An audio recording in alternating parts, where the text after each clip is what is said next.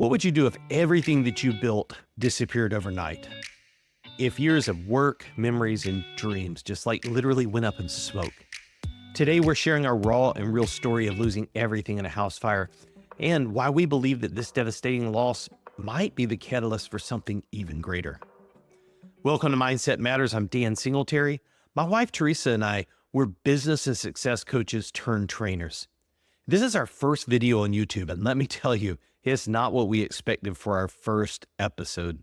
We had other things planned, but life has other plans. And we believe our story needs to be shared. Not just the highlights, but the deep valleys too. So if you're ready to join us on this journey of transformation, why don't you hit that subscribe button and bell icon below? And that way you can be notified of new episodes each week. And you'll see how we're applying our mindset and mindset matters to our real life situation. Now, if you've experienced loss, tragedy, setbacks, or maybe just being stuck, let's manifest a life of triumph and success together. For us, it started like any other morning. Coffee brewing, emails to check.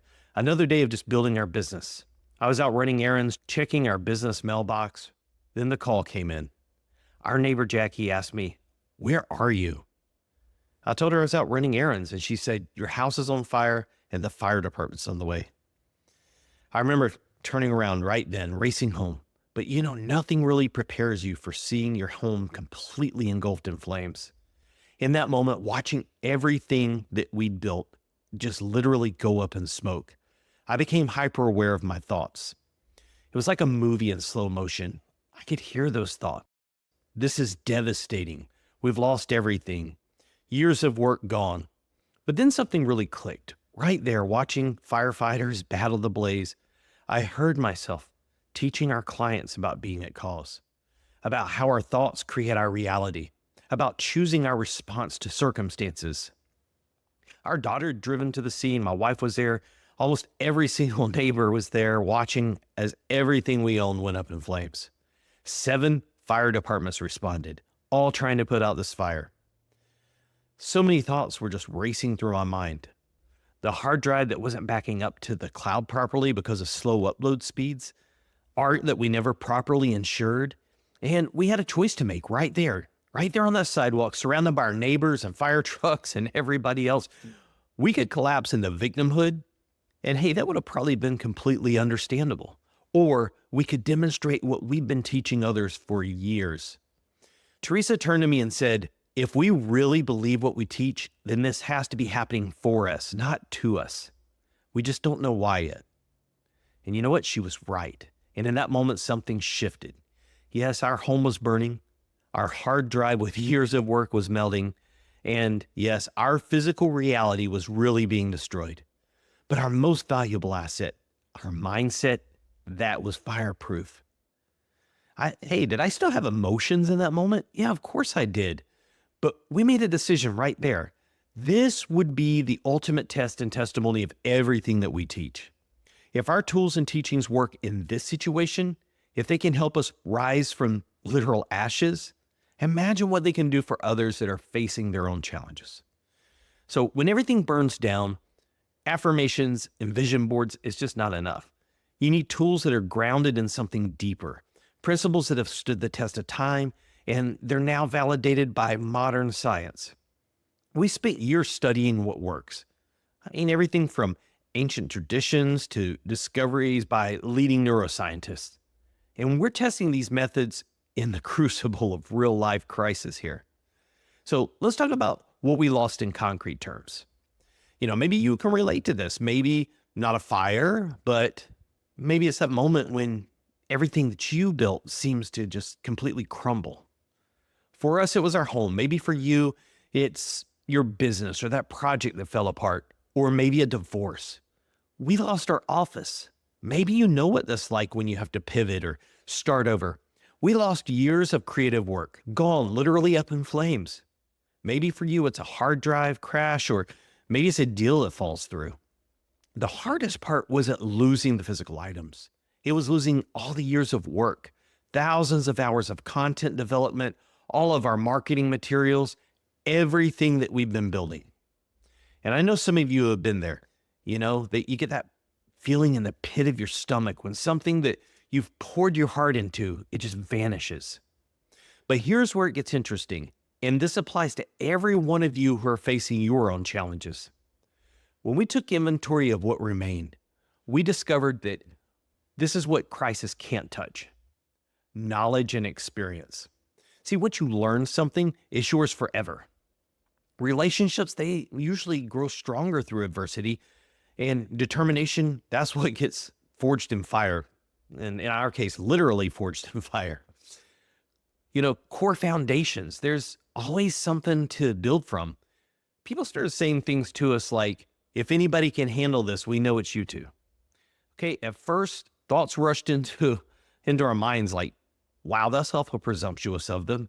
It almost felt like an insult in a way. Just like, I'll bet people say that to you when you're facing challenges. But you know what? They're right. They're right about us, and they're right about you. Because the tools that help you rise from any fall, those things live in your mind and heart, not in your circumstances. So whether you're facing a literal fire like we are, or if it's a metaphorical one for you, a business setback, a relationship ending, a health crisis, I want you to remember this. Your most valuable assets are fireproof. Your resilience, your wisdom, your ability to begin again, your mindset. See, this isn't just our rebuild story. It's a testament to what's possible when you really focus on what remains after what's lost. And that's what this YouTube channel is all about. It's about using those unbreakable assets to rebuild from zero, one step at a time, and doing it together.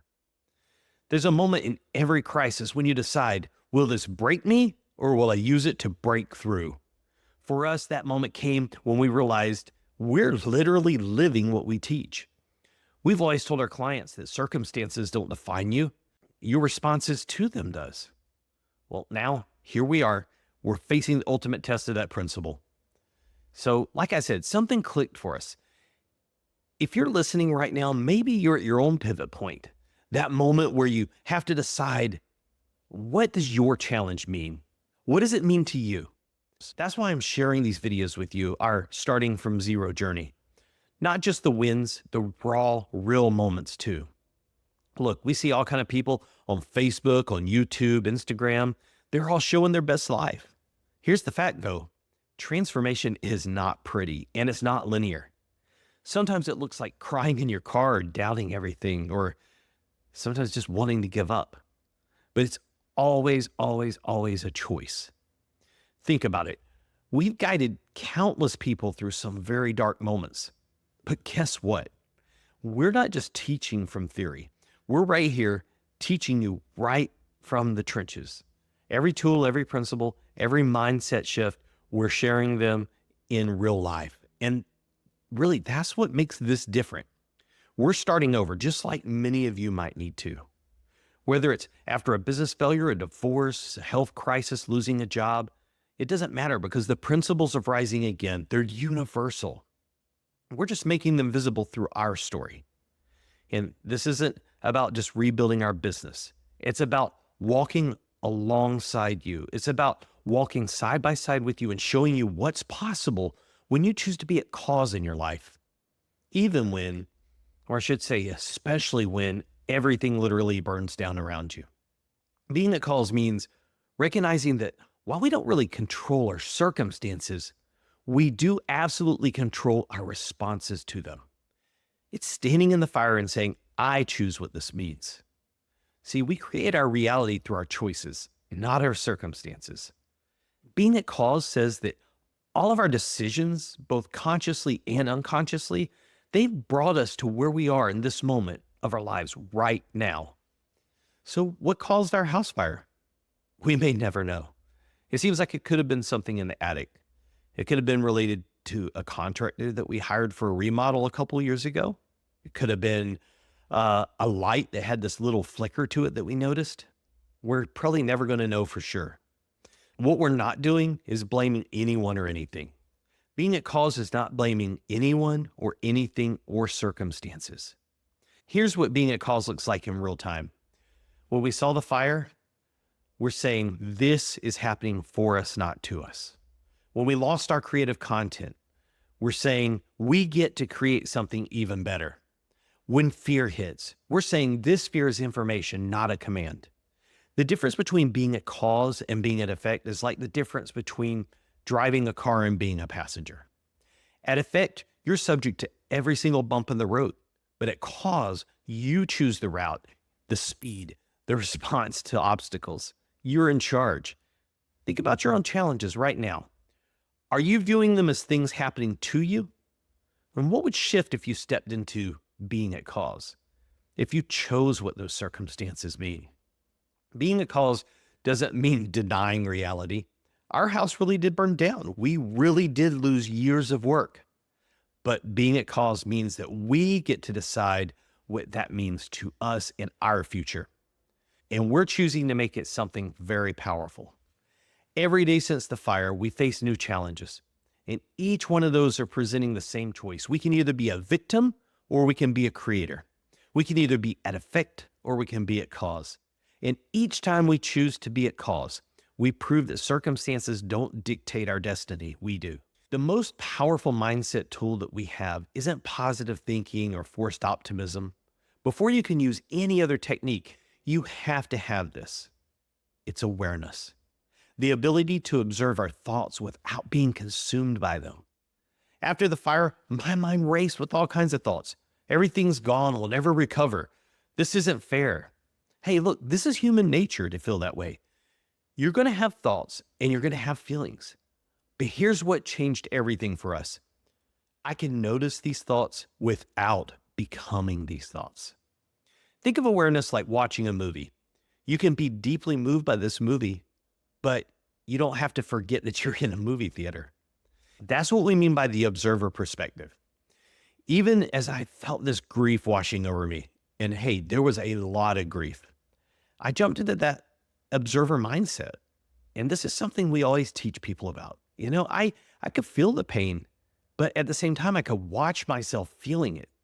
And that's really the key difference. This isn't about suppressing emotions. A lot of people do that. You don't want to suppress emotions. When the grief hits, we feel it fully. I've used this process quite a bit since the fire, and I really want to give you the exact steps that you can use too. So the first step is you want to notice the emotion.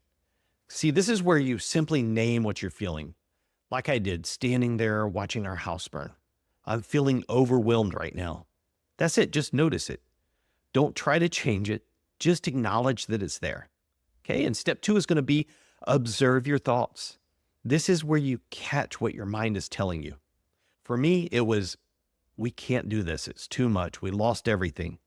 The key here is to notice these thoughts without getting swept away by them. You are not your thoughts. You're the one watching them. Okay. And the third step is you want to feel it fully. This is going to seem kind of counterintuitive to you, but it's really important. Instead of pushing that emotion away, which is what a lot of people do, just let it be there. Okay. When the grief showed up for me, I let myself feel it. When fear came knocking, I opened the door. No resistance, no suppression. I'll tell you what, you're going to be really amazed with just how much those emotions lose power when you stop fighting against them. In step 4, choose your response. Notice I didn't say push past the emotion or think positively. Instead, I tell myself, I can feel this overwhelm and take positive action. See, both can exist at the same time. You can feel the fear and you can still move forward. You can acknowledge the grief and you can still choose hope. So I felt the devastation of watching our house burn. I noticed the thoughts of everything is gone. I let myself feel that pain completely and fully. And then I chose to focus on what we could do next, right? It's what was left, what remained, what was possible. This is our greatest teaching opportunity. I thought things like, we can rebuild with everything we've learned. I thought things like our impact can be even greater now. This isn't just about positive thinking. It's about empowered feeling and choosing, making choice. Because when you can observe your emotions without being consumed by them, that's when you've truly found freedom. The beauty of awareness is that it really creates space. It's this space between the stimulus and the response. It's a space where power lives. Now, in a future video, I'm going to really be talking about what it means making space. We hear that a lot. In yoga, you hear the term, okay, make some space. You hear the term making space for people. Okay, so let me tell you right now, rebuilding from zero, that space is everything. So in a future video, we're going to be talking about that. In the next video, we're going to dive deep into exactly how thoughts create reality. For now, just notice, every time we shift our thinking, our reality shifts with it. And that's not philosophy, that's science. And we're living proof. So before we wrap up, here's your invitation to join us on this journey. What resonates most with your current situation? I'd really love for you to share your story with us below and how you're overcoming it. Whether you're facing your own fire or fighting different battles, we want to hear from you. Your story really matters. And hey, your story might be exactly what somebody else needs to hear right now. So if you found value in this video, please give it a thumbs up and share it with somebody who might need to hear this message.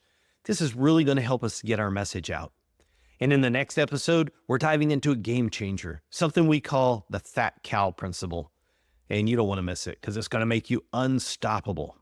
Remember, your mindset matters because you're not just surviving your challenges, you're being prepared for something greater. Okay, I'll see you next week.